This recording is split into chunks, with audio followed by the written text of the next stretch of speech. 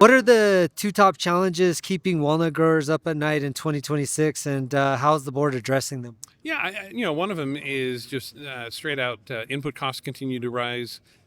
We're in a high cost producing state. Um, we certainly can tell the story about the challenges that we face, and then the importance of having the right trade policy in place to recognize that we require for profitability, for stability in our local economies.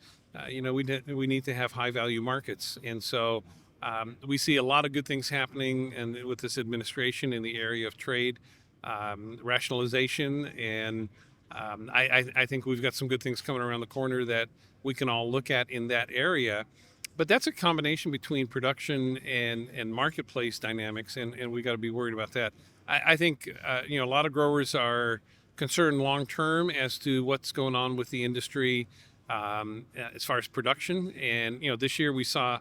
It can imagine this. We had an increase from last year of 400 million pounds of walnuts, 200,000 tons. That number sounds small, but you really got to think about it. That's 400 million pounds. How does the system absorb that much of a difference? And so I think, we got to find ways to stabilize production a little bit.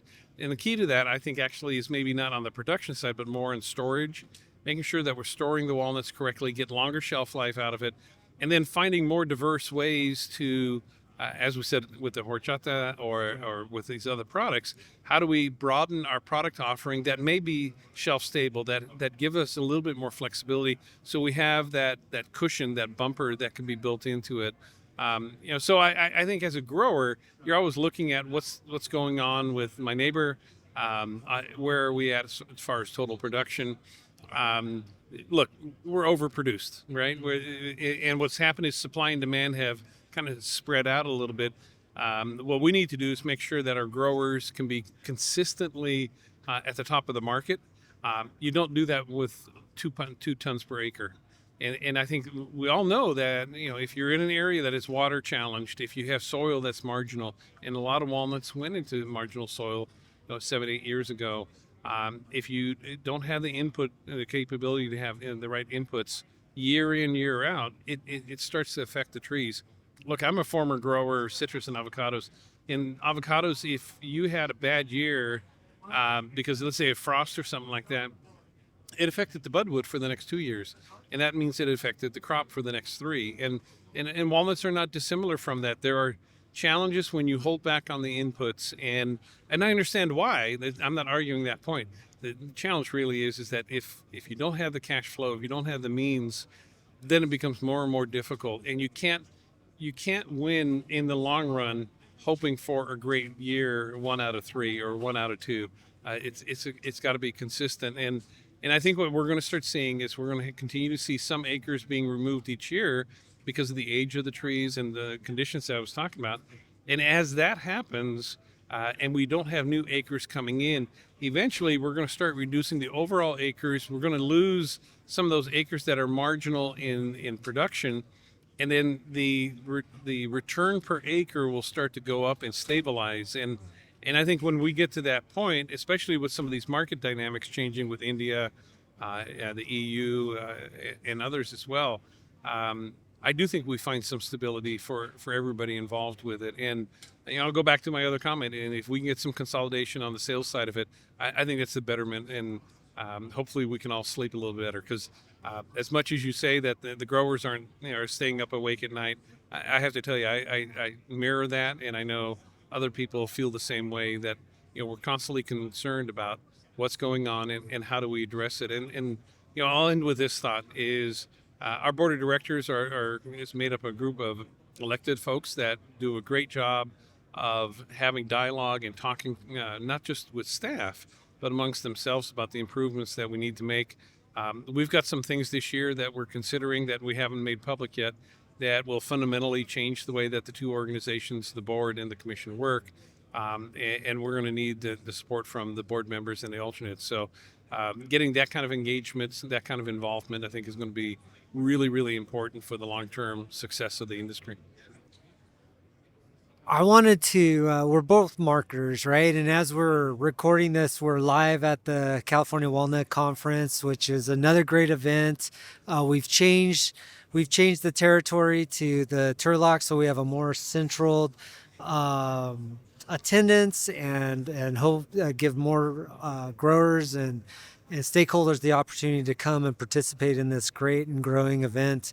But I wanted to talk about something fundamentally that I think I've been trying to kind of educate our growers on, and I feel like you're really passionate about it as well. And that is the fact that growers need to understand what's happening with the marketing, right? We just don't need to come to this event and find out the latest research. That's really important. There's a place for that, but we've really kind of adjusted the agenda where we're talking about what we're doing internationally, what we're doing domestically. Can you just maybe address for a few minutes why it's important for growers to understand that? Yeah, I actually understand why maybe they don't have that engagement level. For so long in this industry, a grower just had to deliver their walnuts to the handler, and it was profitable, Yeah. right? So, and it's a lot of work to produce a good crop. Yeah. I respect that, totally understand it. So, I understand why we got here, but I think your question is fundamental to why in the future is it more important. One, it starts with who is your handler, and are they committed to long-term market building, not just processing and getting the walnuts out? Because a lot of people have done that, Yeah. and just getting it out and not really trying to build value for both the grower, for the handler themselves, and in the marketplace. That's a spiral that's going down, and that's not a good one. I think the other part of it is that we, as marketers, always have to be listening to our customers. In this case, our growers. You know, they pay certainly my salary, and we're doing some fundamental things differently this year. Certainly, you're right, shifting it to Turlock and hopefully doing this on an every year, other year basis, where one year we go north, one year we go south. I think that gets us closer and gives people an opportunity. I think we got to make sure that the content is the right content, Right. and I think we're doing better on that. But what we're going to be doing is I've challenged each one of our board members to have mini roundtables. And so instead of the big group discussions, because people tend to are inclined not to speak up, we're actually going to have small roundtables where we can have off the record smaller discussions and really take the coffee shop talk that everybody talks about and you know have an opportunity to have an open discussion. Not always going to agree, but I do think that when people understand the rationale between what we're doing and why we're doing it and what the challenges are, we can get closer out to being on the same page. And there are certain things that I can manage. There are certain things I control. There are a lot of things I don't.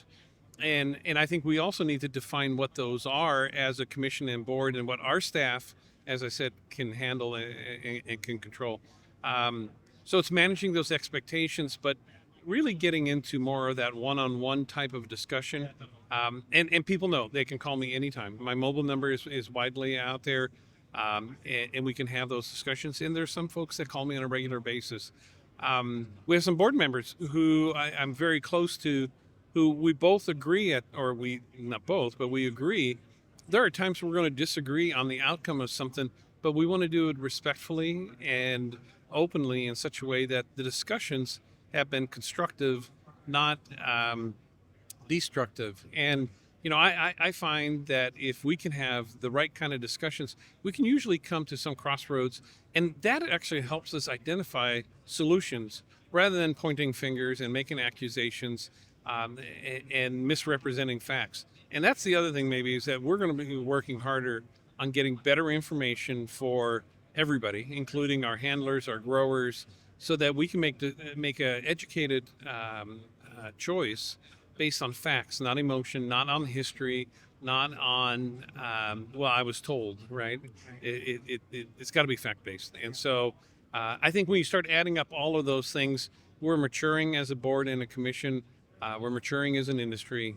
And sometimes that's not pretty, but I think over the last couple of years, we've made some really good headway.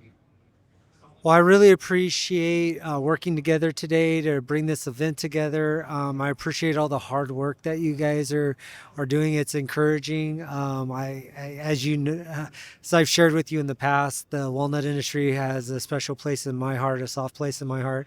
I'm excited. I'm optimistic about the future, and I think the best is yet to come. And I appreciate all the hard work that you and your team do on our behalf in the industry. Is there anything else you'd like to say before we wrap up our show and our podcast today? No, likewise, I appreciate the partnership. We continue to take a look at where opportunities are, and I still think there are a lot of opportunities around the corner, and so we shouldn't be afraid of that. Somebody I was consider a mentor said, "I never close a door without looking inside first," and I think there's a lot of doors that are open.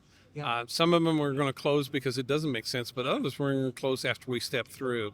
And so we've got to make some commitments and keep going forward. I value the ability to sign the front of the check because I've been in that situation, as many of our growers have been, where you signing those checks that cost a lot of money. And I understand the hardships that brings with it. But through the ability to work with you guys and through the magazines and all that, we have a chance to educate, we have a chance to learn, and I think that's the key to our success here.